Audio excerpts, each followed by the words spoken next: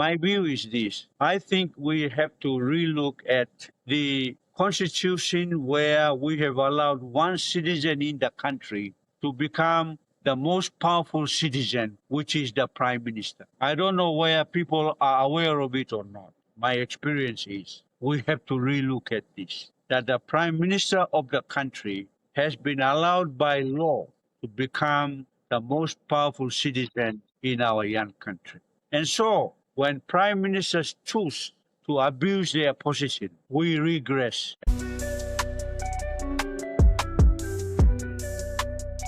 Welcome to Coffee with Lewa. Real talk, true stories, and PNG over coffee. This is a space for real conversations about the challenges, triumphs, and untold stories of Papua New Guinea. Over a cup of coffee, we speak the truth, we share insight, and explore different perspectives on issues that matter. Coffee with Lewa is where dialogue flows freely, voices are heard, and ideas are shared to spark understanding and change. So grab your coffee because, as always, it's going to be good. Today, I have the distinct honor of sitting down with one of Papua New Guinea's most experienced and respected national leaders, the Honourable Sir Puka Temu, member for Abau Open. Sir Puka has served this country with distinction over many decades. He is a former Deputy Prime Minister of Papua New Guinea and has held multiple senior cabinet portfolios, including Minister for Health, Minister for Public Service, Minister for Lands and Physical Planning, and Minister assisting the Prime Minister on Bougainville affairs. His leadership has spanned some of the most important chapters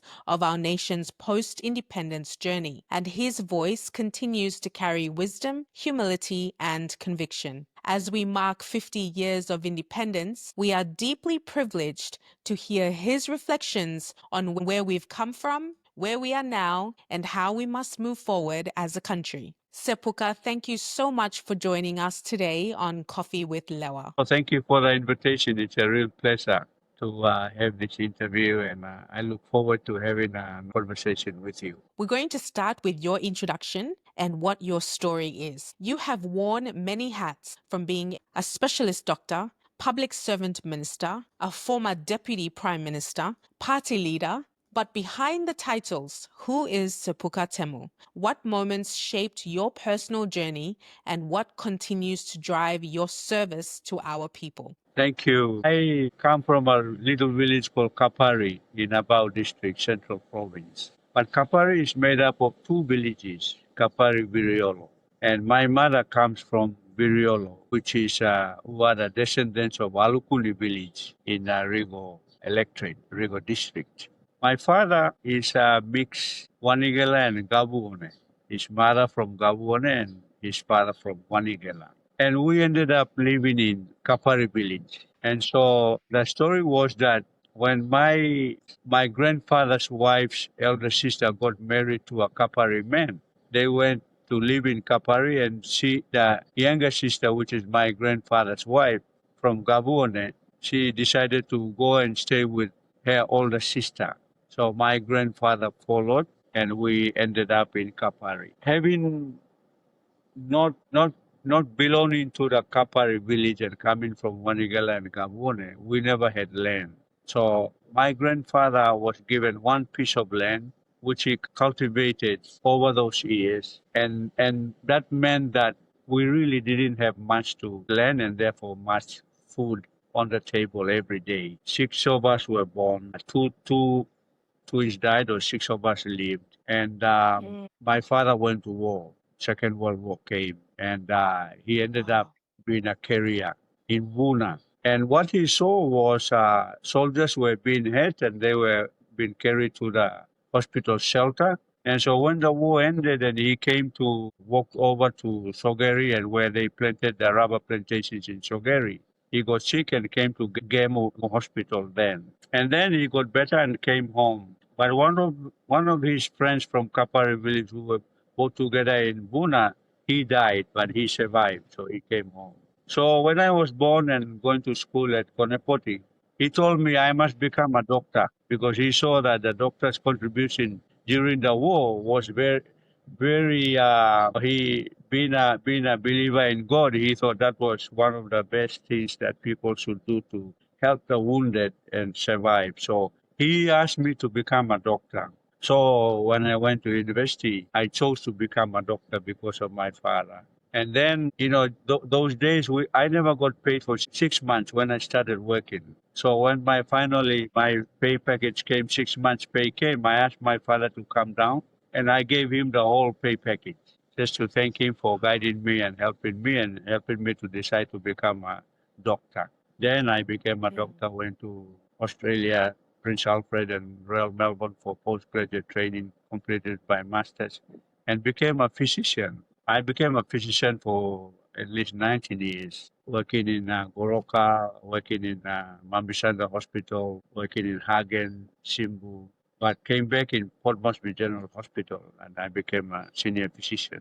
Then, after coming back from my postgraduate training in Prince Alfred Hospital, where I spent 4 years, I felt that the health system was not working very, very well. So I expressed my intention to go to the headquarters at Hohola then, the Department of Health at Hohola then.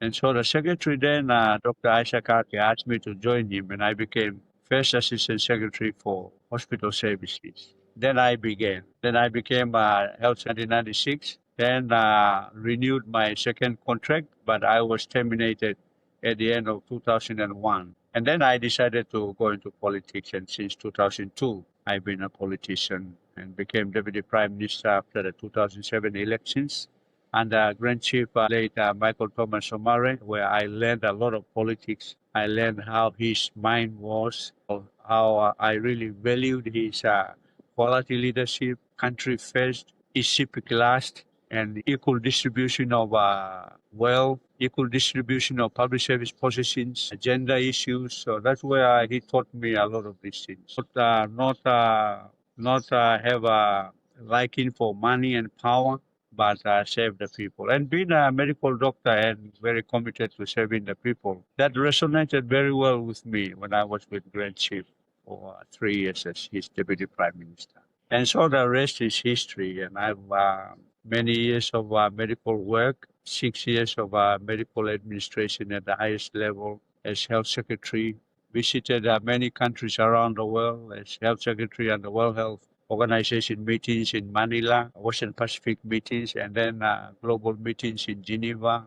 Attended many global level workshops. And also, when I was Deputy Prime Minister, I had a chance of addressing the United Nations General Assembly. Went back again when Peter O'Neill asked me to represent the country at the UN General Assembly. And I've seen it all these years. And I told Grand Chief, you are going to retire now. I'm going to do something that you will give to the countries. We established a purely Papua New Guinean team to progress the Vision 2050. All Papua New Guineans, I engaged them, and we launched Vision 2050 in 2008 at the Sejongkai Stadium. And that was Grand Chief's gift to the country, a long-term vision. And that process engaged the highest consultative process. I think second to the consultation that was made when our national constitution was being developed. And so we undertook, my team visited villages and districts around the country. And they came and told us that vision has to be that by 2050, Papua New Guinea should be a society who is smart, wise, fair, happy, and wealthy society. That's a Vision 2050. Smart, wise, fair, happy, and wealthy. And we chose this decade, the decade of 2020 to 2030. And the Vision 2050, this decade, 2020-2050, which is the decade we are in right now, 2020 to 2030, is a decade for economic prosperity for Papua New Guinea. We prescribed it in Vision 2050. And this is a decade. So I reminded our Prime Minister when we made him Prime Minister in 2019. Vision 2050 prescription for our country for this decade, when you are the Prime Minister, is economic growth for the country. And because we are blessed with God blessed natural resources, we foretold in Vision 2050 and prescribed this decade as a decade where leadership, citizenry, private sector, development partners must all work hand in hand to drive the economic growth of the country, monetize the natural resources, pass the right laws to advance the dreams of citizens, landowners, where the resources are. And then the climate change debate came in, and you may recall that the Grand Chief was a co-chair of the rainforest forest nations in the world when he was prime minister. And so we pushed Yes. for for preservation, conservation. And when Charles Abel was planning minister and deputy prime minister, he brought in the PNG Sustainable Development Program to 2030. That was part of our effort to go to green energy development, sustainable economic growth, preservation of forests. So we were in touch with the global debate on climate change, and because we were the last 3 and 4 remaining rainforest countries. We saw then in 2007 and 2012 an opportunity for Papua New Guinea to rise up and say, no, we are going into green energy, we are going into sustainable economic and social development. And I believe that we are set. I strongly believe that we are set for that that that dream of this decade. That by 2030, which is in 5 years' time, we should really upscale the economic growth in a big way. And when Prime Minister is talking about by 2027, GDP should be up to 200 billion. I don't have any doubt with it. But as we are reflecting on the last 50 years, our challenge is leadership and proper management. Leadership means making the right decisions most of the time. Management means making sure that institutions of state are ready to deliver the government's policy directives. The departmental heads are appointed on merit, that the systems, institutions are resilient, that corruption is fought. So, those are the things that as we have a conversation on, there are areas that we have fallen behind, but there are areas that we have a right platform to step on and keep on moving forward. September 16 this year will be 50 years old as a nation. 50 years old is still a young nation. Nation building is a long-term process. It requires a lot of effort. It requires a lot of unity in a country like ours, a nation of immense diversity, over 800 different cultures, languages, etc. So we don't have to criticize ourselves too much in the process as we fail or as we falter in our efforts to build a nation. All we do is to get up again and get winning. This is where I've always believed the Asian development proposal for the developing nations. And they always advocated when the Asian crisis came in the mid to late 1990s, ADB did a study and promoted 3 issues which developing nations must pick up in order to progress at a pace that is okay, pace that is uh, uh, balancing growth, population growth, economic growth, service delivery growth, etc., etc. And these 3 issues begin with the letter I. Number one, they noticed that those countries that weathered the Asian crisis, they did well because they had strong institutions of state, public service, judiciary, parliament, police, constitutional office orders, statutory bodies. All these institutions of state must be resilient. That means that they must be led by competent people, whether it's at the D head level or board level. So the resilience and the efficiency of institutions of state for Asian countries in 1997 during the crisis were the ones that weathered the crisis better. Number two, widespread public infrastructure, water, power, roads, airports, airstrips, wharves, communication, all those public infrastructure, they must be there because without those, leadership can talk, but public goods and services will not be delivered at the pace and the efficiency that the citizens want. The last of the three was innovativeness. We need to be ahead, one step ahead of change. And therefore, in my view, innovativeness is very, very important. There are countries around the world that move into research and development. They've appointed separate ministries for research and development. So technology, science, art, culture, we have to be one step ahead. For example, I'm now looking for a solar-powered stove. I met a physicist from India that she was going to develop a solar-powered stove. And I said, wow. And I'm going into internet to see whether that is available because that will stop like our villages. In my village, women in Kapari stop going to the mangrove and cutting the firewood. And so we contribute to climate change. But this solar powered stove is there. We harness solar energy to cook. Mothers will cook, no smoke in their eyes, etc., etc. And solar power, power to the people. You know, all this innovativeness is what is needed. And I always challenge the university professors and vice chancellors, please move into this area. This is a digital era. All our teachers, all our children must be computer literate. Teachers' colleges, they must teach. Even the pastors' colleges where they're teaching pastors, they must be IT literate. Every children, United Nations promotes a one laptop per child policy. We should have it in Papua New Guinea because IT is the way to go.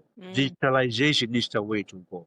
The way you are interviewing me is something there. And I want to push e-health, e-commerce, e-agriculture, e-village development, e-birth certificate. So mothers don't have to come to Waigani to get a birth certificate. They can just download it at the village. So this is the way to go. Banking services. When I put 1 million kina in the Mama Bank early this year, the Mama Bank said, why don't you build a branch in Kupiano so we will come? No, use IT. You don't have to have a building in Kupiano.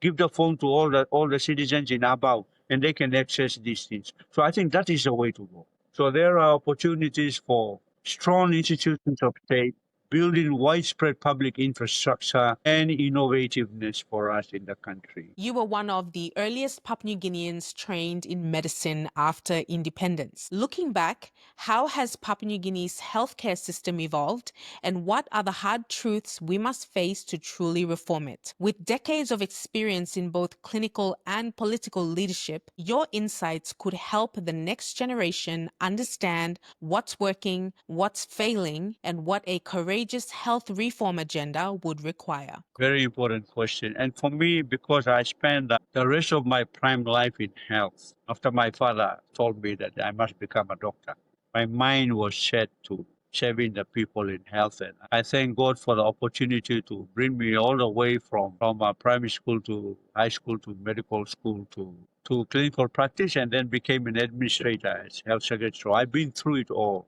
This is what I can say. When I was growing up in the 60s, we used to have health inspectors visiting every village. And they would come to the village, and if the news came on time, the village people will organize themselves and clean up the entire village. The women will sweep the entire village, the pigs will be fenced, and everybody was ready to show the health inspector that their village was compliant with the health requirements, that there were no potholes for mosquitoes to breed, there were no grasses for snakes to hide, and no human waste or village waste for flies to be harboring. And so the awareness for people on primary health was visible during those early 60s. And that disappeared. No longer health inspectors came to the villages, and therefore village people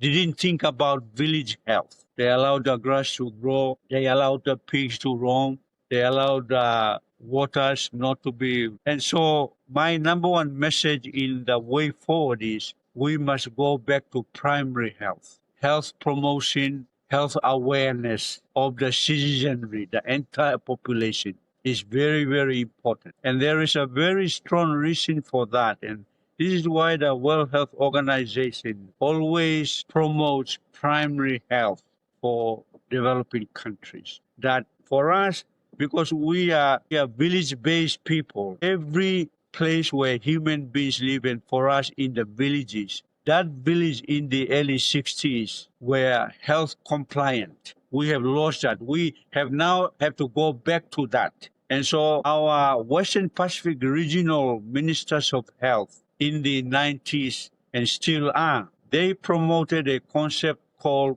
health promoting villages, health promoting schools. So that policy as a regional policy in the Western Pacific is still alive and still going, but we have not fully implemented it throughout the country.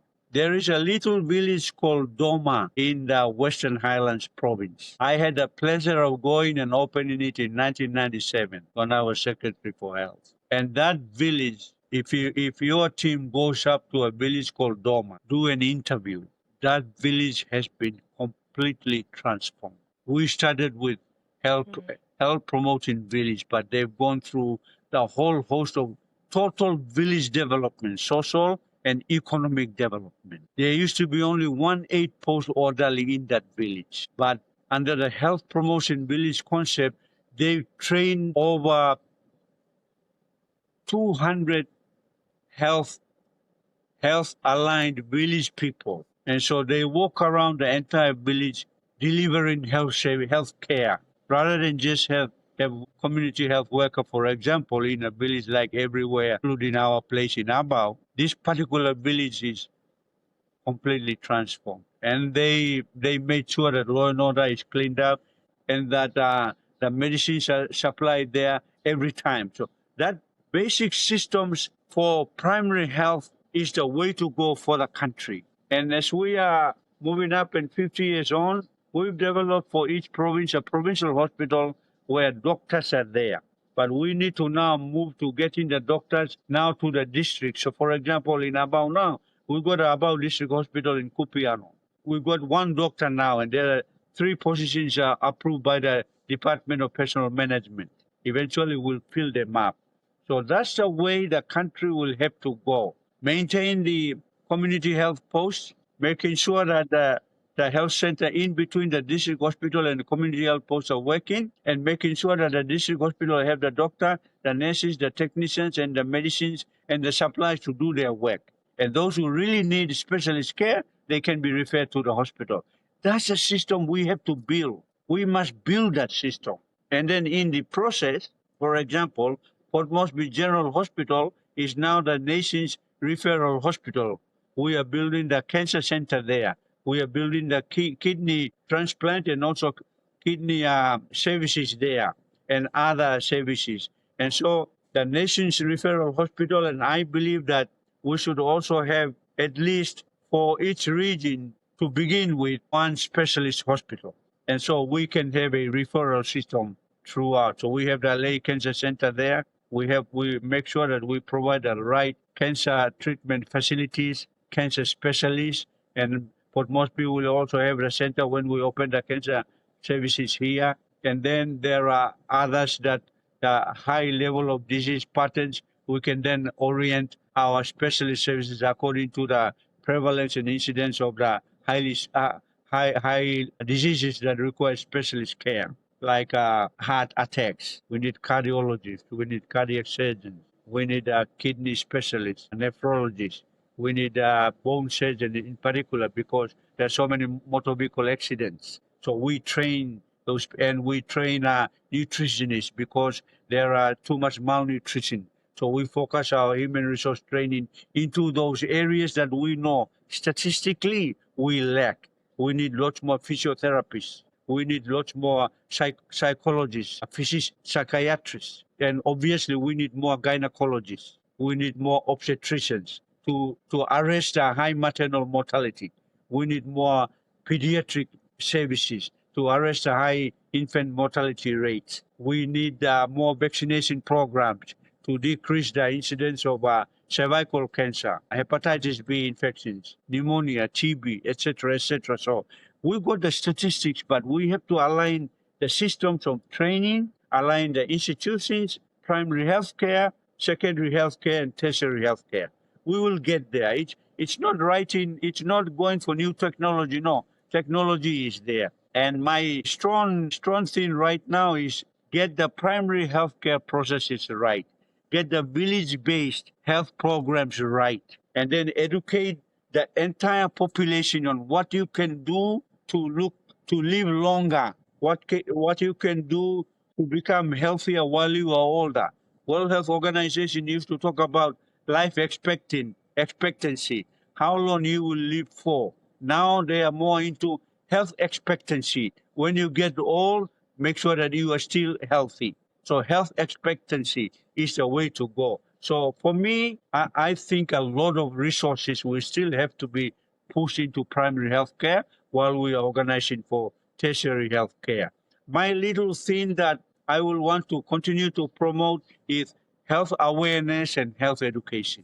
Health awareness is very cheap to do. We can work with the education system, make sure that our elementary to primary to schools, everybody there, the education system is also part of the health promoting schools program. The children know what to eat, what not to eat. Children know not to smoke, not to chew betel nut, not to drink alcohol in excess, all those things, and eat well. Don't go to the fried food or big rooster or all these things. You have to eat well, not to eat too much salt. Don't put on too much weight as you are growing old. Watch your weight. Sleep for 6 hours minimum. Look after yourself. Be happy all the time. Control your mind. The most powerful thing that God gave us during creation is the power of the mind. And many people have not yet properly managed and harnessed the power of the mind. Go back to the power of the mind, and the mind must control the body. Your mind decides when to sleep, when to wake up, when to get angry, become happy, when to brush your teeth, when not to. All those things, we have to have a right mindset, not to steal, when not to, do the bad things. So, all these things, health promotion, health education in a big way is the way to go. HIV/AIDS, diabetes, cancer, all these are lifestyle diseases. Only through massive education and awareness program we can harness some of these things. My last point on health is this: only 40% of health of an individual is contributed by health interventions, drugs, race, etc. 60% of our health contribution is from outside. Good, clean environment, good housing, good economy, so you can afford good food, good house. All those the government has also to contribute. The private sector has to be invited to participate. Agencies of state like agriculture department, they must move with a nutrition program. Medical school must produce more nutritionists. Right now, we have cretinism in the country. We are creating children who, in the future, their IQ will be lower than the global average. So these are the issues we must move on. Nutrition. Mothers must know how to package their breakfast for the children before they go to school. In NCD here, I see a lot of mothers sitting out of the school fences and they are selling cheese pops, they are selling unhealthy food because mothers are not preparing their lunch. All those things we have to do.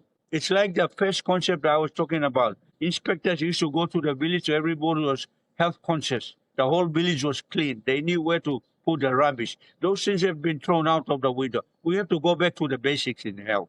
You have served under several prime ministers and across key ministries in planning, health, and public service. What lessons have you learned about power, leadership, and accountability that young leaders today must not forget? We often say we need visionary leadership, but what does that really look like in practice, especially in the context of Papua New Guinea? Experienced at least five prime ministers in my lifetime, two as a bureaucrat and three as a politician.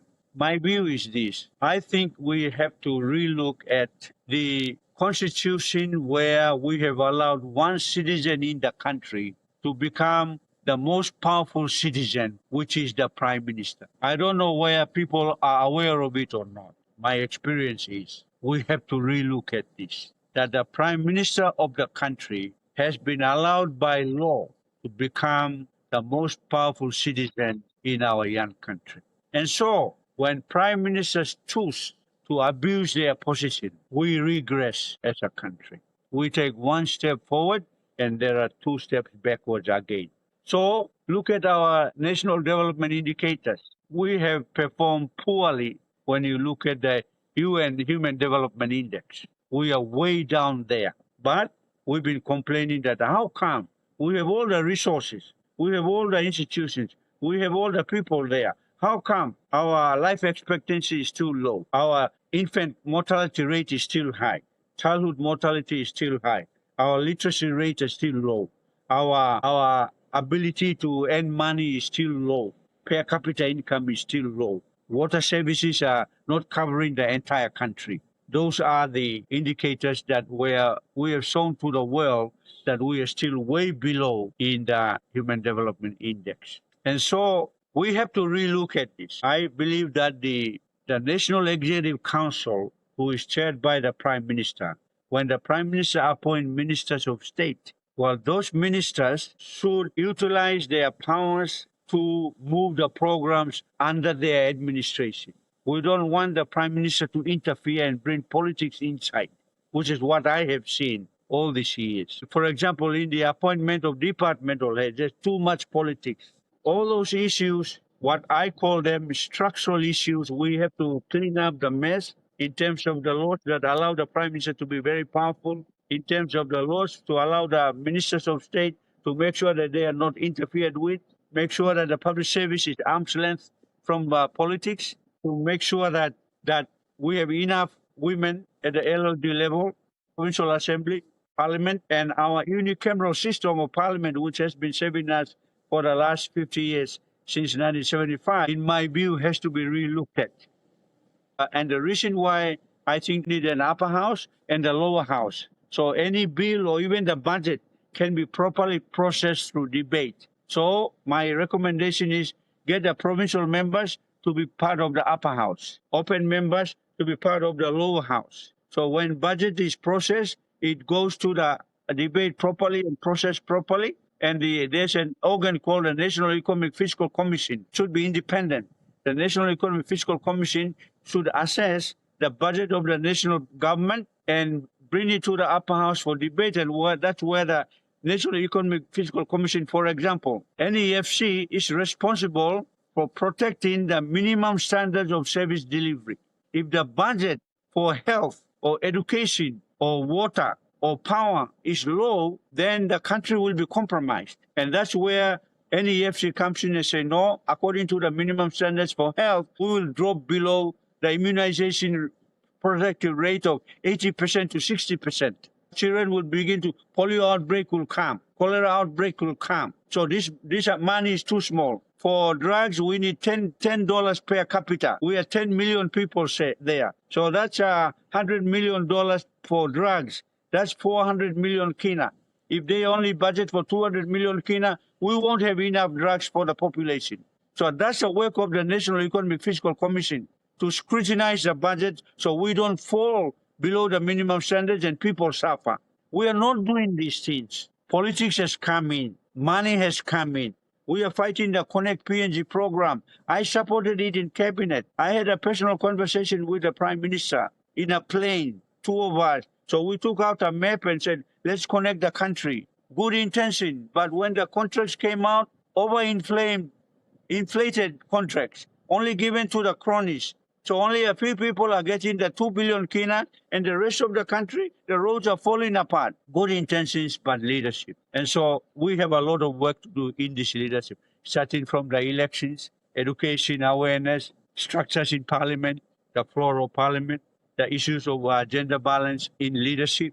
So we really have a lot of work to do. And I hope that, and I actually strongly recommended to the Prime Minister to establish a legislative reform team.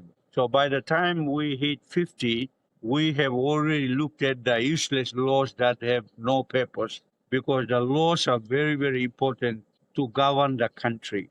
And then we look at proper laws like the organic law on provincial governments and local level governments. Organic law on provincial governments and local level governments is out of date. 1995 reform is out of date. And so the minister is now working on it. So we have to look at some of those things properly and realign the organic law and provincial government, local level government, realign the public service. We need to have public service at the LLG areas, at the districts, rather than in Waigani. And so all those things will have to be done. Otherwise, as a country, we will struggle, and we don't want to be complaining 50 years later as we celebrate our 100 years of uh, independence. The word visionary is taken from the Greek word, and the English word visionary only means one thing, and that is to put a goalpost, put a goalpost, and you provide a leadership to achieve that goal. But the word missionary from Greek means two things. One is to predict an outcome that you want to achieve, which is the goalpost, and two, which is the most important Greek version of the word missionary, is how do we get there, the how part.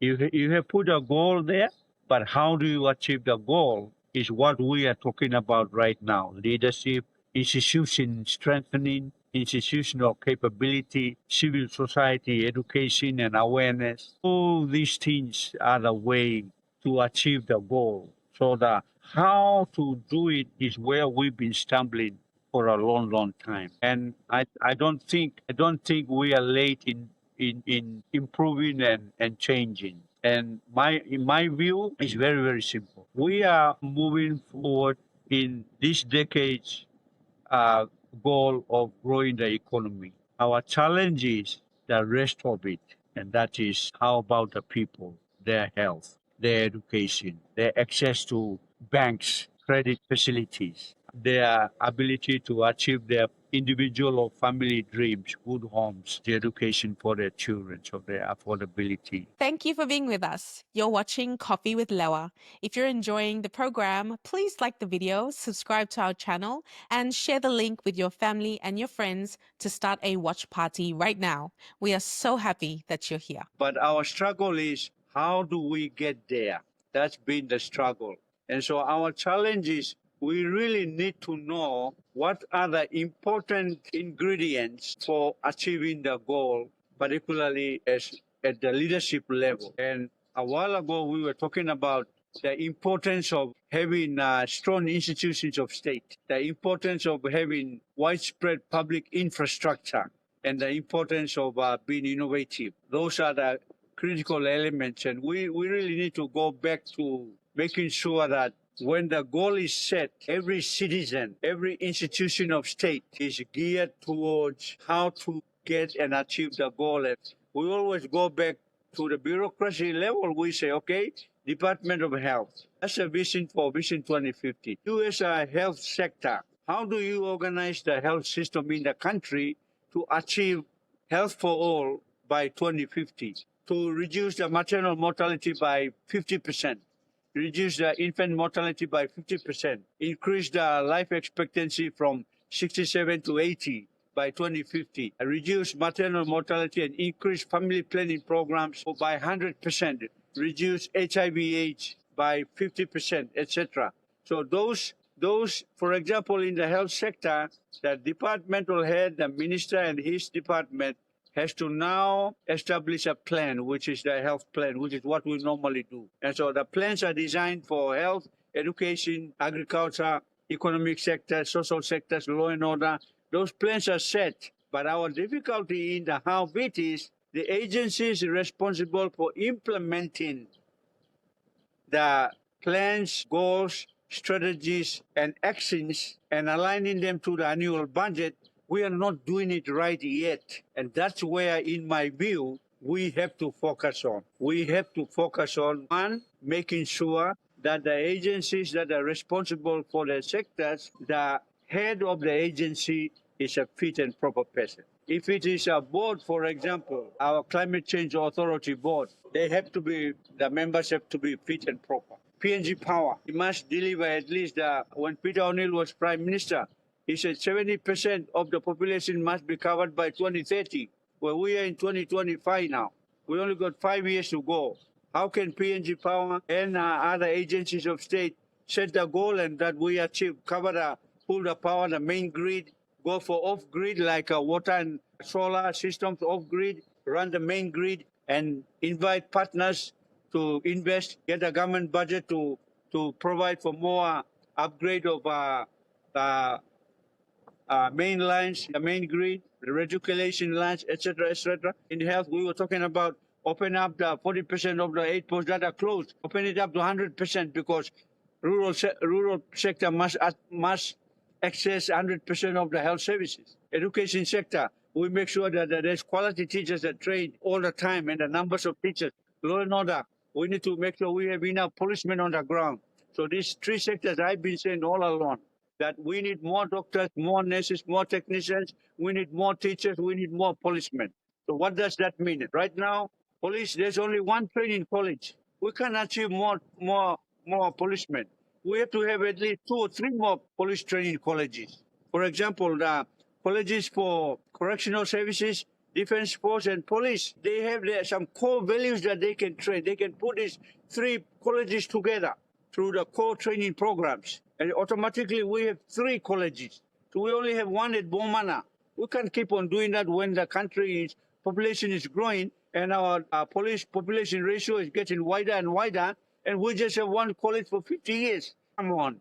Time to make a commitment, build another 2 or 3 colleges, and the police numbers will increase. Medical schools, we only had 1 medical school for a long, long time. We only producing 50 doctors a year. We need 200 doctors a year. So when I was health minister in 2017, we opened up a medical faculty at the Divine Word Institute. Some people went against me. I said, no, go ahead. So we got a medical school there. In the new Pacific University at Yalibu, we also need to have a medical faculty there. We need to declare Goroka as a full university and establish a medical school there. So we have at least 4 or 3 medical schools. So those type of things, we need them. Otherwise, we are chasing our tail. Population is growing and services are going backward.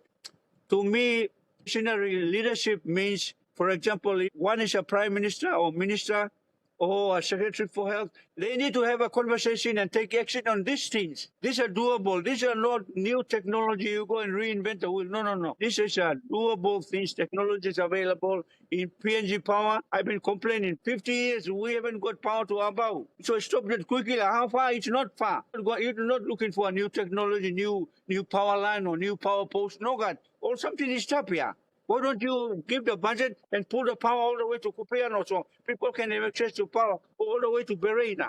We got a bigger second hydropower in Edebu. There's excess of 15 megawatts excess. So we got excess now. So why don't PNG Power start working and expanding the power to the areas that we can easily put the power to? Power on solar, off-grid we call it. It's available. But off-grid regulation was only recently approved. I've been pushing for it, so that off-grid areas like Abau, we can then invite off-grid providers, private sectors to come and invest. But they need to get their money value by investing in off-grid remote areas. So those laws have to be relooked at. And so those are the things, in my view, visionary leadership had to provide the opportunity to readjust, restructure, change the laws, reinstitute institutional changes, change departments, appointment processes, so that we are actually achieving the vision, that the goalpost that we have. So to me, this is not new. This is not rocket science. This is about having the leaders of today making the decisions. One time, I was in cabinet. Yes. And there was an issue, and everybody was complaining. They were complaining this and that, and I put my hands up. I told Prime Minister Peter O'Neill, Prime Minister, this is not a complaint board. This is the highest board of the country, called the National Executive Council. We are not here to complain. We are here to make decisions. This is a place to make decisions. Minister is complaining. Stop complaining. You bring the answer. Bring the solution. So it's about appointing the right ministers. Same as the argument of appointing the right chairman of the PNG Power, chief executive officer, all those things. Department of Agriculture. We have politicized these systems, and for me, on the area of public service, which is the important arm, and in this vision that we are talking about, public service is an important arm of implementation. I think we have to bite the bull by the horn and say we have to look at the New Zealand model of a independent public service. No more political influence. That the appointment processes are done through merit-based appointment processes. That they take charge. When the new government comes in, they announce a policy. The machinery takes on. Not the politicians like member for Abau going and doing groundbreaking ceremony somewhere in a classroom. Those types of things have to stop.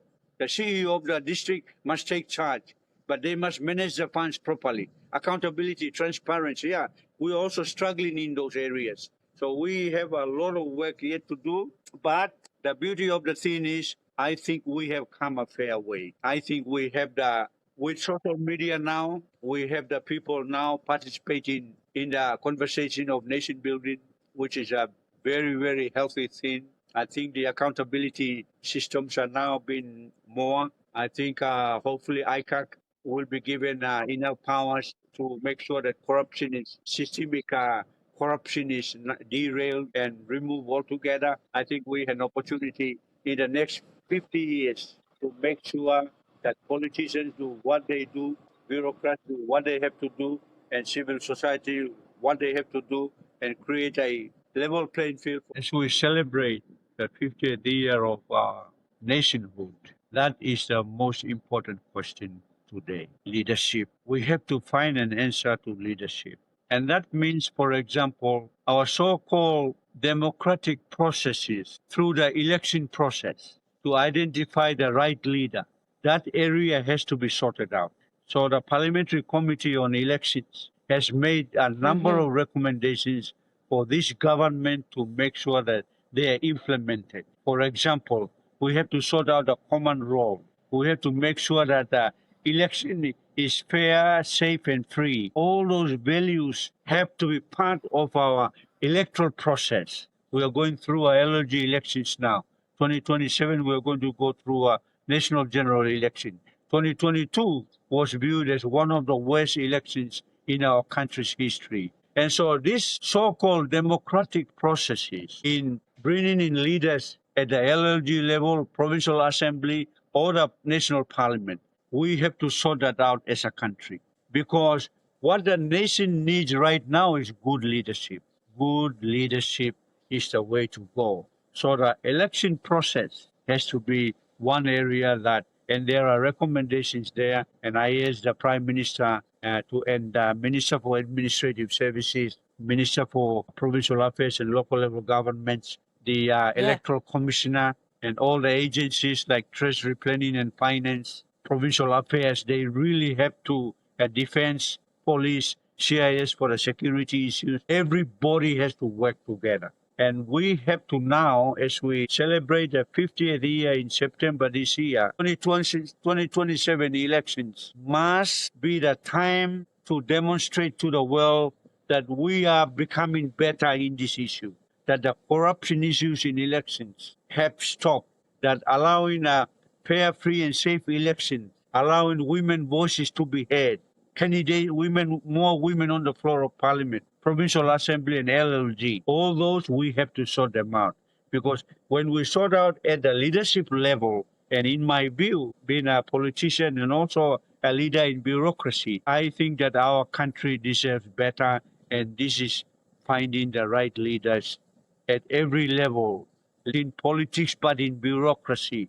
When we have right leaders in bureaucracy and politics, I tell you what, the nation will take off at a pace faster than we've been staggering for the last 50 years. So leadership is the key. I had an in-depth conversation with Honourable Keith Iruhu about land formalisation in Papua New Guinea. What are your thoughts on his views about the wealth that formalised land ownership could unlock for Papua New Guineans, especially for the people of Abao? Now that there is a road connection from Alatau to Port Moresby, what new opportunities do you see opening up for landowners, small businesses, and communities for your people in Abao?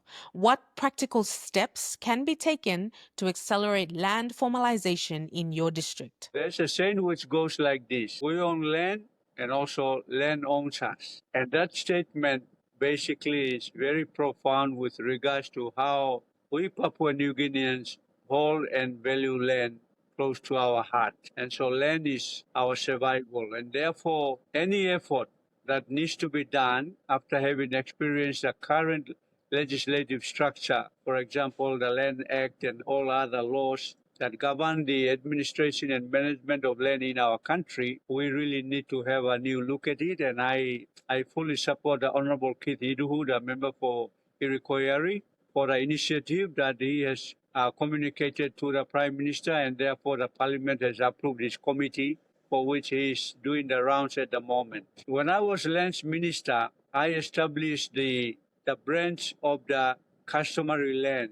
There was never a branch in the Lands Department for a long, long time until I became Lands Minister between 2007 and 2010. I had a lot of resistance from the bureaucracy to establish a branch in the Department of Lands called the Customary Lands Branch, headed by the Deputy Secretary for Lands. And so institutionally, we established that provision, and therefore the customary land issues in the country can be sufficiently and efficiently and wholly managed and responded to. We still have a lot of work to do, but it is important to recognize and accept that the Constitution also provides for the acceptance of our customary laws. And therefore, this issue of land issues, and close to 80% of the land is still in the hands of the customary landowners, the issue of how we administer and manage land at home has got the Constitution's recognition, and therefore we cannot do away with it. And so I hope that the Honorable Keith Idu, who is chairman of the Parliamentary Committee on Land Reforms, will make sure that he integrates the customary land processes that we've been practicing in maintaining and sustaining our land tenureship at the customary level is also recognized. I think he's trying to remove the Incorporated Landowner Group, ILG, and bringing the clan into the formalization process. And so I wish him all the best in these efforts. For us in Abau, a good number of state land is already available. I think about 4% of Abau is state land, particularly in Cloudy Bay, particularly where the cocoa, rubber, and coconut plantations were before. And as you and I know, for us in Abau, the town Moreguina was established through the agriculture programs. And so we are very, very lucky to have a township in Moreguina. And therefore, as you can see, our major rubber blocks, the commercial blocks are in there. And we are now negotiating a close to $400 million US sugar project for Cocolands area. And so we are waiting for the state negotiating team to conclude the project agreement. Our customary landowners in the Cocolands area, particularly the Dom and Merani people, have already met, and they have agreed to give the land for the big sugar project, which will include a sugar farm, a sugar factory, and a sugar powered power plant, including a wharf in Baramata site. So that's about $400 million US, which is about 1.2 billion kina, which is one of the biggest that any district has ever received. So I'm working around the clock to make sure that that project is moving at the right pace. So Dairi Vele is the chairman of the special the negotiating team, and so I'm working closely with him and the lands department. Our landowners in there have agreed to give 40,000 hectares of land, customary land. And this discussion that I'm going to take now, I think is a way the country has to address customary land. And for our sugar project in Cocolands, the Dom and Merani landowners, we have sat together, and I'm asking the Minister for Lands, our Deputy Prime Minister, Honorable John Rosso, can we progress the process? First is a land investigation to be done to identify the boundaries and then identify the true customary landowners. Part of that has already been done, and ILGs has already been established because when the rubber program came, the Lands Department went through that process. So many landowners have already been identified in the area where the rubber blocks are. The sugar project is going to be opposite of the Cocolands Township, that vacant land there. That should be the rubber, but it was very wet, so they left it. So that is still under state lease, and there's 2,000 hectares of state lease there, and that's where we will start the sugar project. But the project needs 30 to 40,000 hectares, and the customary land owners has now agreed to provide that, so the land is available. Okay, I'm requesting the Minister for Lands. The way forward for the next 50 years for land around the country, last 50 years, beginning in the 60s, we brought in foreign laws to govern the land. And the principle of foreign laws was alienation of our people away from their land, which in my view is now has to stop. We must stop alienating our people from their land because we own the land and the land owns us. So this out of date law of alienation has to stop. And so I'm saying for my landowners who have given 40,000 hectares of land, and if other projects come to Abau, we've still got a lot of land there. If other projects come on board, I think this is the way to go, and we have to also align the law to do that. And that is, go and do a land investigation report, identify the landowners, and if Keith Hidu's new land law comes in, clans will be identified, and then the clans will then be identified as representing the so-called ILD, which is a corporate entity, and then the state lease will then be given to the landowners. The landowners must hold the state lease because any investor wants guarantee of tenureship, and that guarantee of tenureship is in the state lease, not in customary lease. And the banks also recognize customary lease and state lease, and so any state lease is bankable, whether with the banks or with the investors. And so I'm recommending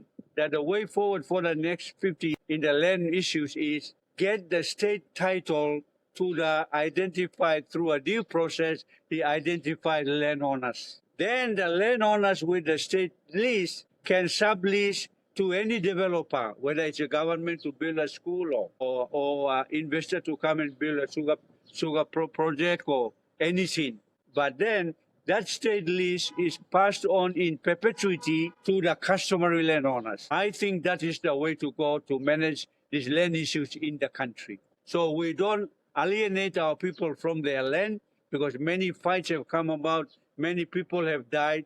The courts are filled with land disputes. There's over 2,000 land dispute matters in our central province still to be sorted out because of these bad laws that we are practicing. So as a country 50 years old, enough experience already. We have learned too many bad lessons. So I'm saying let the state lease title to be given to the landowners, identify the landowner, Kitidu to bring the law to Parliament, we pass it and use the law to administer and manage the land in the country. That's my view.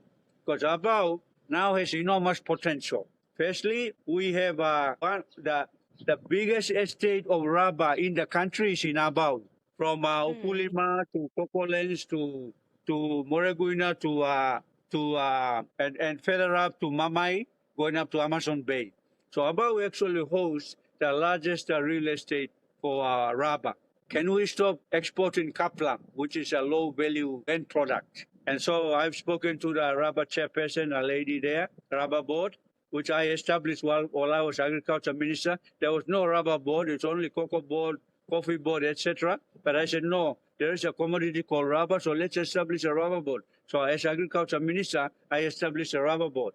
So I went and saw the chairperson, look, can we move away from kaplam, which is, you tap the rubber tree and that white shape and in the cup, and then kaplam there, and it's low value. We just do a seed and then we export it. I think we have to go now. We go to further downstream. Look at tires, look at gum boots. All the rubber products are there.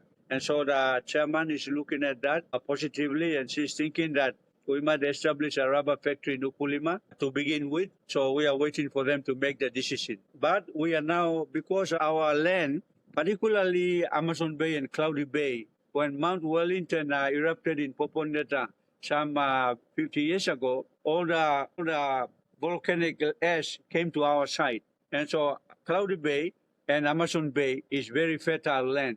And so this is why we are able to grow coffee, rubber, coconuts, vanilla, lots of cacao is grown in Amazon Bay. So we have a very fertile soil. And so now and I supported the Connect PNG program. I was in cabinet when Prime Minister moved it. And as I was saying earlier on in the interview, two of us got in the plane. PM took out a piece of paper, drew the map of Papua New Guinea, and we were talking about connecting PNG with the roads. And we have a mission link between Central and Milne Bay for a long, long time. So I said, make sure that the mission link between Central and Milne Bay is in, and it's in. And now we are connected now. So last time the four-wheel drives came to Port Moresby from Alotau, but there's a lot of work yet to be done. Three big rivers to cross. There is but unfortunately on our side, Cloudy Bay to Margarita, PNG stopped. They didn't build a road, so we had an agreement with our timber company at BAM there, AFL company. So with us, DDA and them, we are partnering to connect from Cloudy Bay to Margarita. So they built to Labu near Darava. They've connected to Magore, and now they have finished the Magore Bridge. And so the two big bridges are Bonua Bridge, Bonua River, and Magore River. The timber company has built logging bridges. So last week, Paidoa went to Mogubo Village, which is at Amazon Bay. And so we are now connecting, but like everything, we have to have a good maintenance culture. We build things, but we don't maintain them. And road is very, very important. And so when the road is open, everything, agriculture opportunities will in. I've always preached for no road, no agriculture. No agriculture, no road. And so now that the road is going, the fertile land that we have between Cloudy Bay and Amazon Bay will now create those enormous opportunities. Now for your information and information for our listeners, we have already started producing cocoa. We started cocoa about 7 years ago. Cocoa we are now selling them. At Agaun with Milne Bay and a central border, Agaun on Milne Bay side and other Agaun on our Abao side, we've been growing coffee for a long time. And now we are beginning to sell coffee now. I've been helping them all these years to maintain the coffee plantations. And right now there are 700 bags of coffee waiting, and we just approved 55,000 kina for the boys to go up and bring it to Margarita.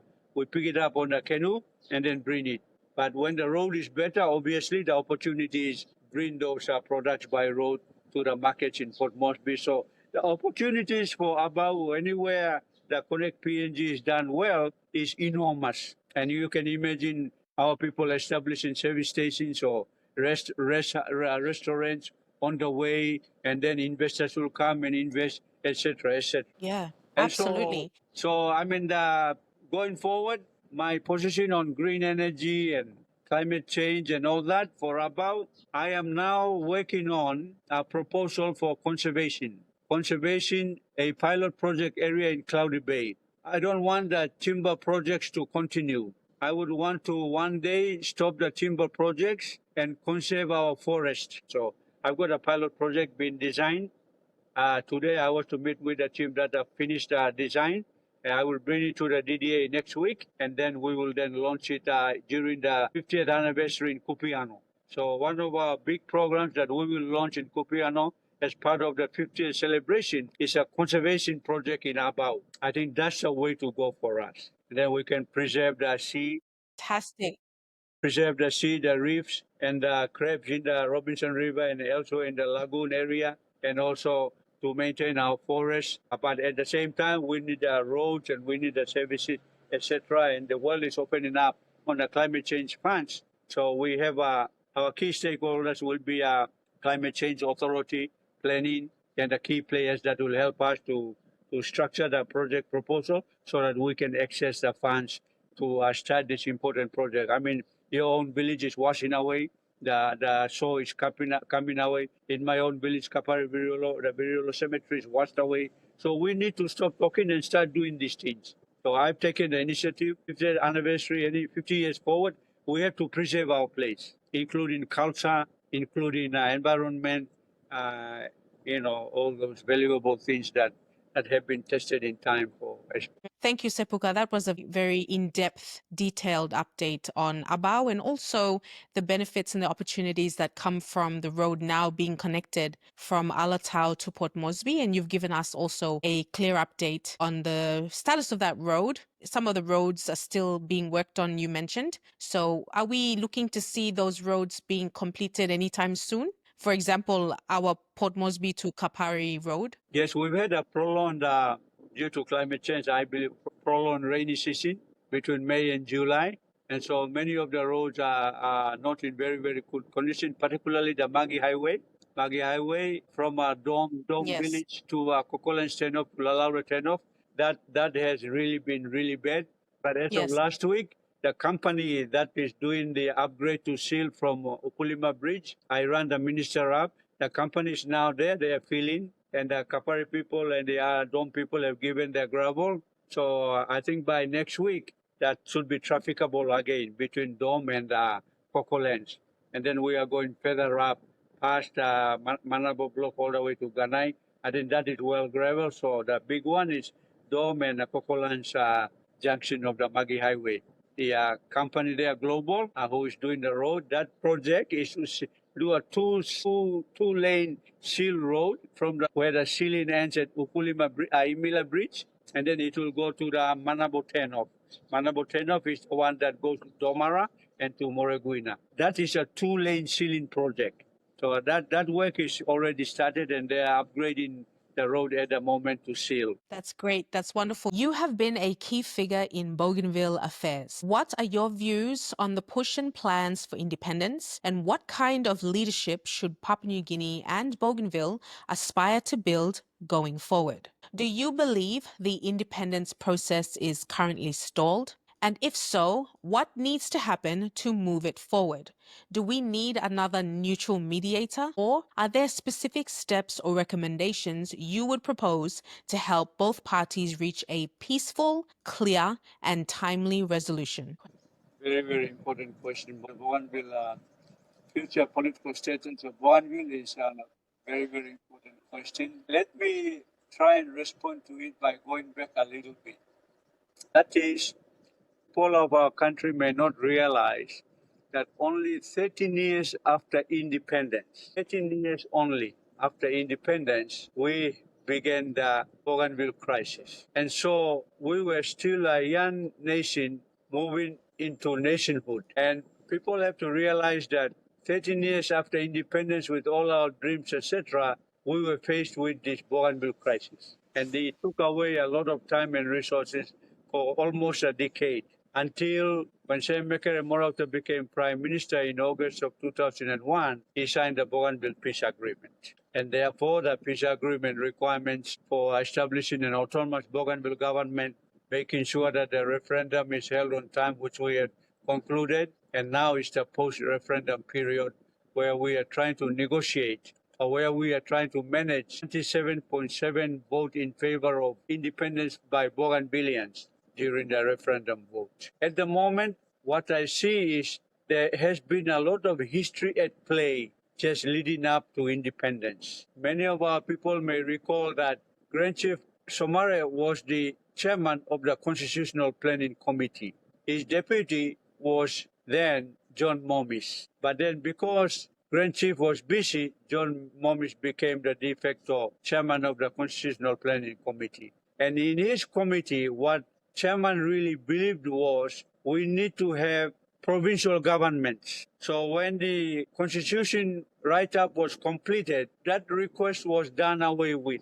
And when the final constitution came, the provision for provincial governments as autonomous governments was deleted from the recommendation. And so you remember that in the old days, the leaders of Bougainville said, you have independence, we will have our independence. And they declared a unilateral declaration of independence in 1975, and leading to independence. And then in 1990, another unilateral declaration of independence by Bougainvilleans. And then the crisis came, and we managed to manage it through a referendum process. And so the quest for independence by Bougainville, or autonomous provincial government, has been there for a long, long time. And so Today, our challenge is how do we handle the referendum vote? 97.7% of Bougainvilleans voted in favor of independence. And so, what the current government is doing is trying to manage the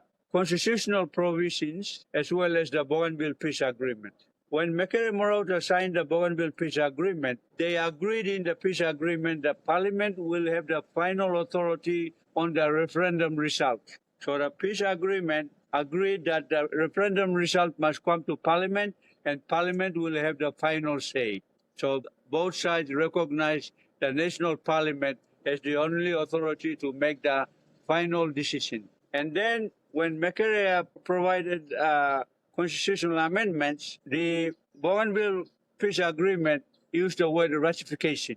Parliament must ratify the referendum result. But the Constitution Amendment did not allow the word ratification, but they put in the word consultation. So we are now in the consultation period. And because there was an impasse between the autonomous Bougainville government, the national government, on how do we manage the referendum on the floor of parliament. There was an impasse. Impasse on what we call a sessional order. Sessional order is the process on how the parliament will handle the result, how to vote, etc. And the issue of what percentage of vote will determine the result. Simple majority, which is argued by the Bougainville leaders, or absolute majority, like what we do with constitutional amendments by the national government. So there was an impasse, so they brought an independent international moderator through, say, Mateparai from New Zealand. Okay, that moderation is going on at the moment. At the same time, part of that moderation process, the government agreed to establish a bipartisan parliamentary committee. And I am in the bipartisan parliamentary committee. Dr. Alan Marat is the chairman of the bipartisan committee, and we are now processing to do part of the consultation process. We will bring our report to Parliament, and then Say Mataparai, the independent moderator, will bring his report. Whatever the report will bring to the floor of Parliament, then Parliament will adopt those reports, and then we will then progress to how to manage the referendum result, whether we agree a time frame to bring it to Parliament to vote on it, or what will be where we are. That's where we are right at the moment. My own view on Bougainville is this. I also agree with the Prime Minister that no part of Papua New Guinea should break away from Papua New Guinea, whether it's Bougainville or New Ireland or East New Britain or Central. We are a united country under the Constitution, and in my view, the Constitution does not allow for independence for any part of the country. However, with the special issue on Bougainville, there is a provision in the Constitution for a referendum and then the vote to be brought to the floor of Parliament. And so our challenge is, and this is where I think there is an impasse, as you are related to. Bougainville people want independence, 97.7% vote. We cannot ignore that. National government, under the leadership of our Prime Minister Marape, saying that we have an impasse. Bougainvilleans want independence, national government doesn't want independence. So in any impasse, we have to find a middle ground. And that's what the consultation process is going to handle. Is there a middle ground? Are there examples around the world and in our region where a middle ground can be found? And then a new agreement is drafted, and then we manage the process for a agreed period of time. And so I think that's where we are. Right. Parliament must be recognized as a final authority. For example, if the vote eventually comes and the date set is 2027, 2 years away. If the vote does come and we vote and the Parliament does not accept the vote for independence, how do we handle the issue? What type of new agreement can we do? Or even if we vote for independence, Bougainville is not ready economically and institutionally. So how do we have a new agreement in order to help Bougainville's independence towards a smoother transition from autonomy to independence? Those discussions are part of the consultation process that Sam Mekere envisaged when he did not use the word ratification, which was used in the peace agreement document, but amending the constitution, he said consultation. And also, he didn't put a time frame on consultation. So that consultation process has to be done until both parties agree. And right now, Bougainville is undergoing a their election again. So there may be a new crop of leaders coming in after their election in July this month and then August, and then we may sit down again and relook at all the issues on the table and progress again towards 2027. But unfortunately, our election is also 2027, so these agreed timelines are all over the place, in my view. I think the government is messing things up too much, and we are all over the place. So we need a better management of the process on determining the Bougainville future, political future of Bougainville. My view for us nationally, we have had about 23 years of experience on Bougainville autonomy. I think 50 years on, we really should look at autonomy for the provinces. That's my strong view. Using the Bougainville experience, we have autonomy for the provinces, get the governors back to the provinces full time like the premiers in Australia, create 22 seats for women, each of the regional seats. They come to the floor of parliament, and then we have 22 women on the floor of parliament, 30%. And that's good for the country. Governors in the regional cities go and full-time premiers at the provinces, give them autonomy, give them funding and everything, and let them compete with each other to allow the provinces to grow. That's my message to the country during this celebration in 50 years. 50 years ago, we have had good experience in autonomous arrangement with Bougainville. Many lessons are learned. I think Guinea has to remove itself from controlling too many funds, too many powers, and let the provinces to run themselves. But establish a monitoring and accountability structure by law. It can be done because we are a diverse country. And then in that way, I'm strongly recommending, which is a recommendation of the bipartisan committee on elections, chaired by Honorable Alan Bed. I think we should create 22 seats, provincial level seats, and for women. Like Bougainville has done that, created special seats for women. They go for election for those seats. Same we do it on the floor of parliament, 22 seats automatically. 30% of the parliamentarians are women. That's what we need in the country. Gender balancing, decision making, and political leadership. Very well explained. Thank you for answering that difficult question and also providing context that we may not have known, and some of our audience may be finding that out for the first time. So we appreciate that you took time to explain that to us. What is your hope for Papua New Guinea 50 years from now and beyond? As we mark this golden jubilee, what kind of country do you dream of leaving behind? And what is your message to the next generation of Papua New Guineans? Like every country, we have had 50 years of development experience, and we cannot ignore it. And so I believe that there are areas that we can change. There are areas that we can improve so that we can develop at a pace that we really want to move in. And I think as a country, first of all, let me say that we have not done very bad at all. Let me say why. Number one, we have had a very vibrant democracy, young democracy. We have had elections, one or two have failed, but we have had a very vibrant democracy. We have had vote of no confidence, also vibrancy on the floor of parliament. We've had the issue of Bougainville, and according to the United Nations, not many countries around the world, when they have peace agreements, they fully implement them. And according to the UN, the Bougainville peace agreement success is one of the best in the world. So we have some things to be proud of.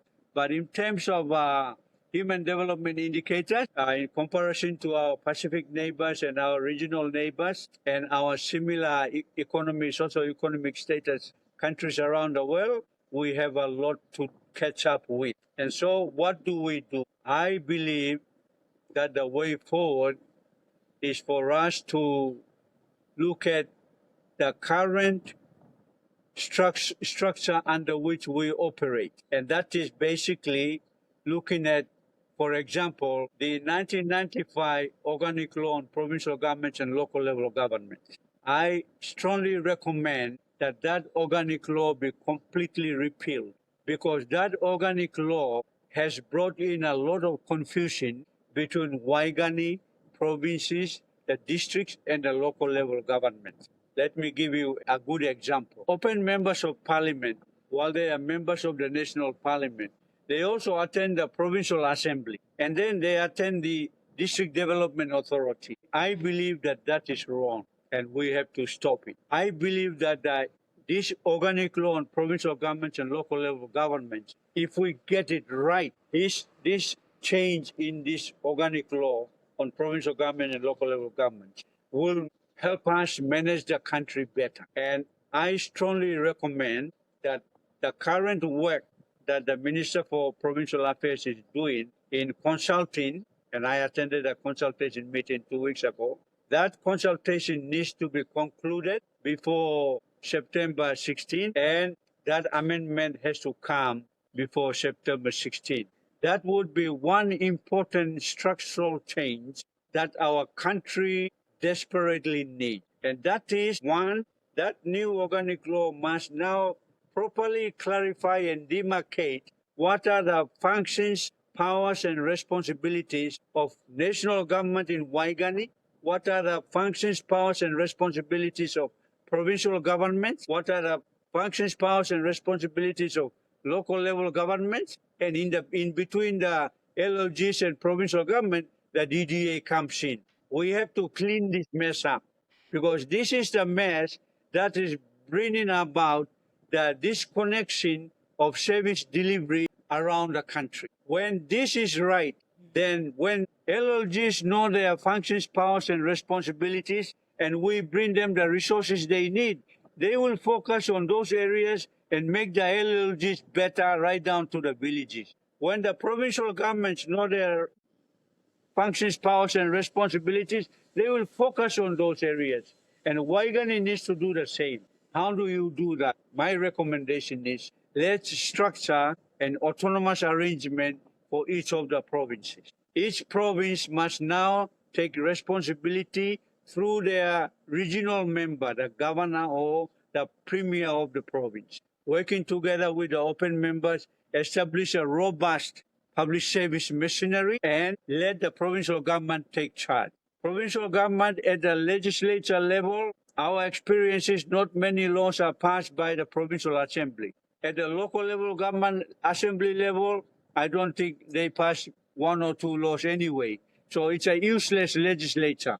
So my strong view is provincial government remains as an autonomous government, but at the district level, we structure them into administrative structures like in the old days. Substations where patrol officers would be there, station managers would be there, public servants' houses to be built, and they go there. They go to Aroma in Abao, they go to Cloudy Bay, they go to Amazon Bay. Public servants post them there. And that is their, Abao district is the administrative center. They are represented in the floor of parliament by their member. That will remove these useless political structures at the local level government level. And then we focus on the provincial government through the autonomous arrangement. Autonomous arrangement, if their people, members of parliament want to be national parliament, they go for election for a national election. They don't go back to the provincial assembly. Provincial assembly, like in the old days, they have their own elections. And then they have their premier, they have their members representing the new province areas that they represent in the province. Let the national members of parliament deal with national laws and national policy. Let the provincial government deal with delivery and implementation of services to their constituencies. That is the way I think it will work, and I think it's manageable. And in that way, Waigani doesn't control everything. Prime Minister doesn't become very powerful and play the game. And ministers, their responsibility is to make sure that they develop the right law, the policy, standards, and they monitor. Waigani monitors, not go and implement. Provinces and the districts implement. For me, that would be the greatest gift as we are heading towards celebrating the 50 years of our development history. And so I strongly recommend to the Minister for Provincial Affairs, the Prime Minister, to process this important law, because this is the key. The reason why we are struggling as a country is because this 1995 amendment to the Organic Law of Provincial Government became a real impediment. Therefore, we have strangulated ourselves and we are not moving. So that's one area that we really need to clean up. At the national level, Right. as I was saying, I think the parliament has to be restructured. We have been operating on a unicameral system for 50 years now. The executive government is overtaking the legislature. Executive government is very powerful. Prime Minister at his own time can remove ministers, they appoint departmental heads, so they're influencing the public service. Public service needs to remain arm's length. They are the implementation machine. But the organic component of public service, they establish policy, standards, and they monitor. They monitor whether these policies are implemented, whether outcomes are being achieved. Prime Minister's job is to make sure that the key issues, our relationships with the world, they are okay, that the National Executive Council, which he says, focuses on the real things, the tangible things, the pragmatic areas that we really need to deliver. Issue of our God-given resources. We need to now make the legislative amendments so that we have more of the resource after they are developed.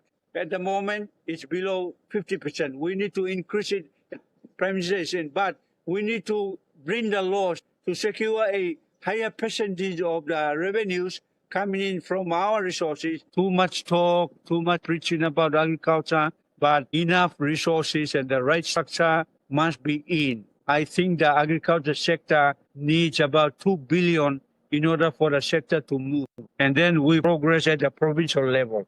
Like what we are talking about, PNG now, roads coming now, so land is going to be available now. We need to address the land issues. We need to give titles to state titles to the landowners. They need to negotiate for a project in the district and in the provinces so that we are growing the economy at the pace of the population. And so what to do in health and education, I think health, we really need to progress the primary health issues and move it up to the specialist level. Education, we have a lot of work to do in education, particularly quality teacher education. We really have to move ahead. I am of the strong view that next 50 years, we need to build more universities and colleges because our grade 12 graduates, too many of them, no places in the tertiary institutions. We must build a capacity of existing ones and new ones to absorb the number of graduates coming out. We cannot have our grade 12 children and there's no hope there out there. About 900,000 of them out there with nothing, no education, no jobs. That has to stop. Manufacturing, we have to allow manufacturing to grow because that's where jobs are created. Create a policy to allow investors to move into manufacturing and downstream value adding. Tourism, enormous potential in our country. I think our country is so blessed with so many different cultures and tribes and beautiful, pristine forests and beaches. And I think this is one sector that our government needs to focus on in the 50 years going forward. It's a sector that our neighbors like Vanuatu, Fiji, Rarotonga make a lot of, they bring in a lot of US dollars through this sector, this space. This is an area, for example, in Central Province, we got lovely beaches, for example, Amazon Bay, all the Mailu, Lopom, Eunuoro, Laro. They are all white beach islands like any island in Hawaii. We just link up the big plane landing in Alotau, the ships coming to Alotau, we bring them to Mailu. And now that we got our road coming, we open our airstrip. People, tourists can fly from Alotau to Margarita, and they are already there. But then there are also opportunities of really upscaling these issues that we've been lagging behind is there. My last word as a physician myself, as a medical doctor, I think the country needs to address the issue of nutrition. I'm really, really worried about the high level of stunting in our country. Many of our children are not growing well physically and mentally because of poor nutrition. And so both education department, agriculture department, planning department, we have to have a nutritional program.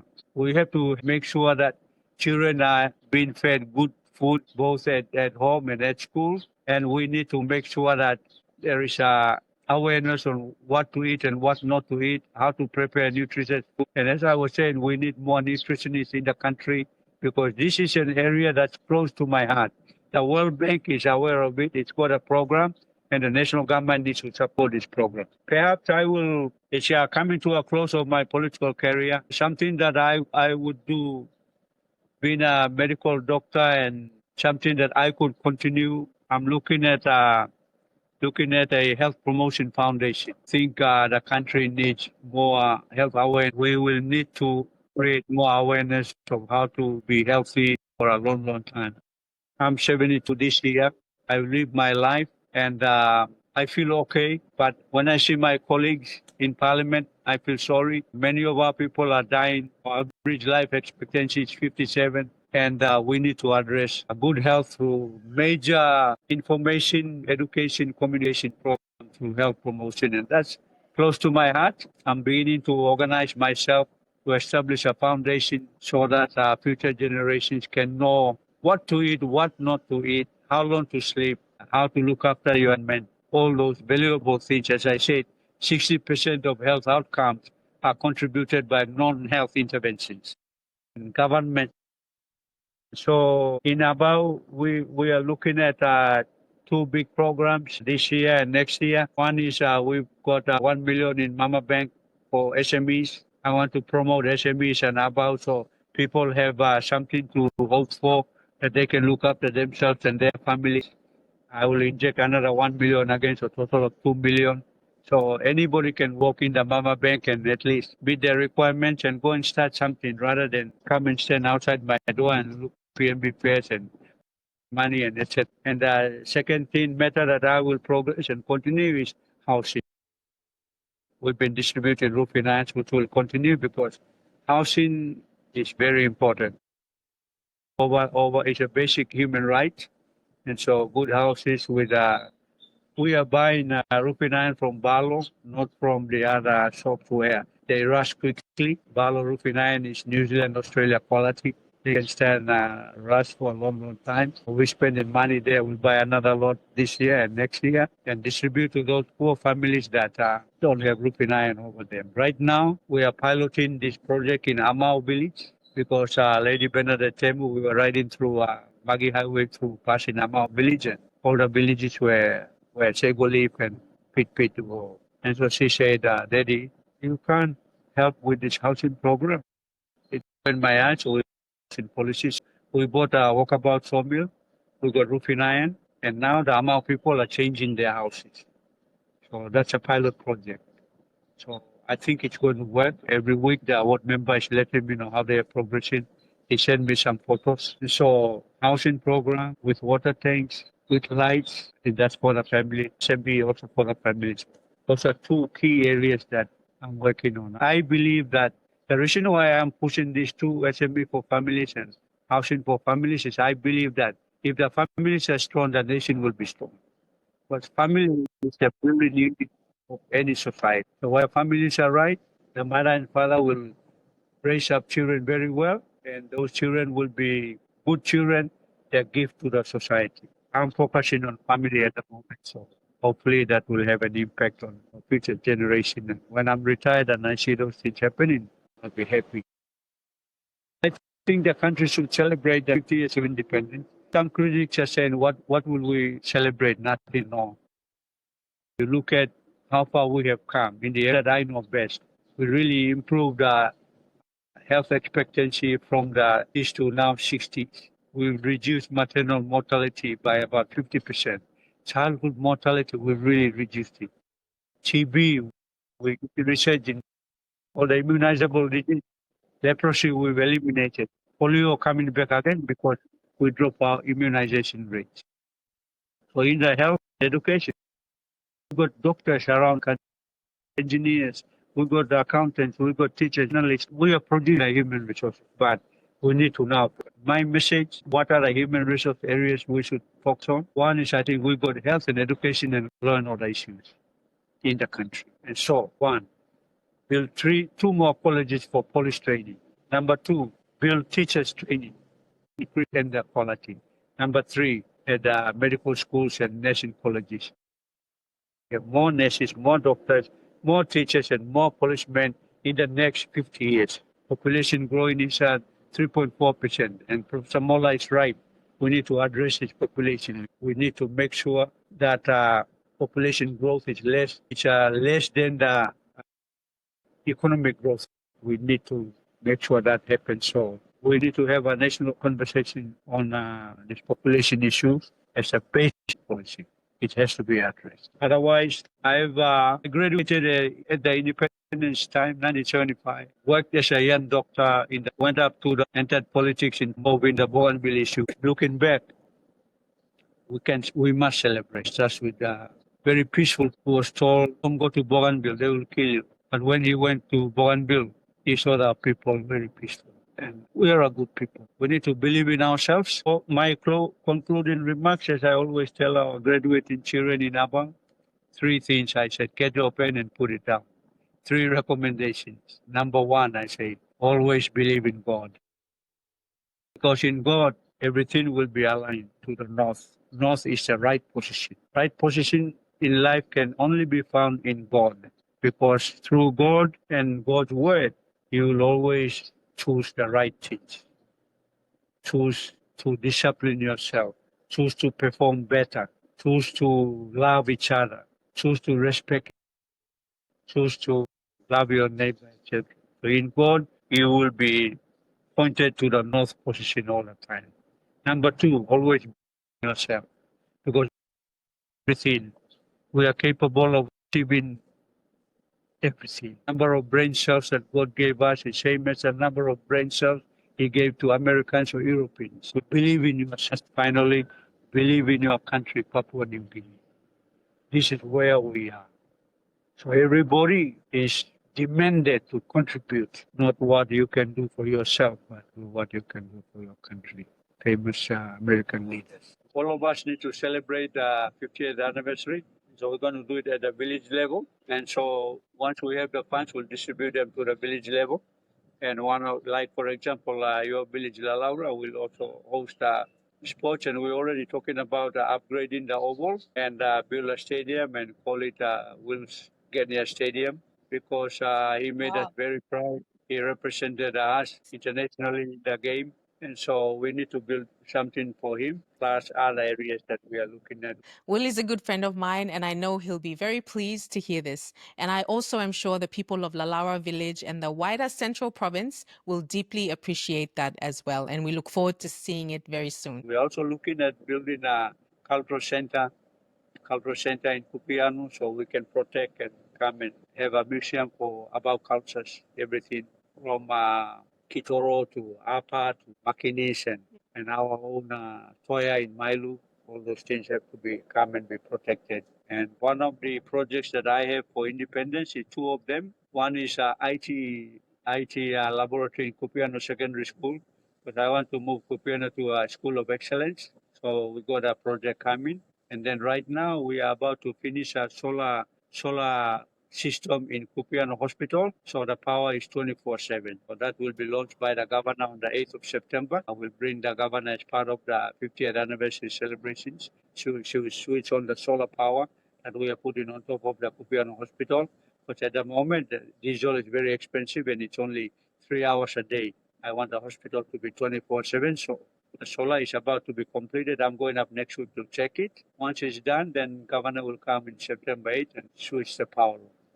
And if the IT laboratory is finished, he'll also open the IT lab. Thank you very much. Congratulations. That's wonderful news for District Abao. So thank you for sharing that. I'm very, very humbled that you made such an effort. Tanikyu Kamu Kamu, it's going to go a long way. I know a lot of people are watching the show, so we really appreciate that. And we pray that God blesses you, continues to bless your work and the foundation as well as you continue your mission for good health for our people. I think that's very important. Our health stats are very poor. And, you can see a lot of people are dying from lifestyle diseases. And so, we need good examples and you are the example for good health. 72 years and you look very well. You look strong, you look young, and you look healthy and fit to go another 70. So it's very good to hear that you're going to make that one of your missions for many more years to come. God will bless you with long lives. Tanikyu Kamu Kamu for your time, your service, and your honesty. Your wisdom continues to shape the national conversation, and we are so grateful to have shared this moment with you. We thank you so much for joining us on the show today, and may God continue to bless your work. Thank you very much for the opportunity. Really appreciate it and participated in this very invigorating interview. God bless you. Thank you. God bless you. To our viewers, it's your turn now. Let's take this conversation to the comment section. Let us know your thoughts. And if you enjoyed this video and you want to see more, don't forget to like the video, subscribe to our channel, and share the link with your family and friends to keep the dialogue flowing. We appreciate you and we thank you for being here. And we'll see you on the next one right here on Coffee with Lewa.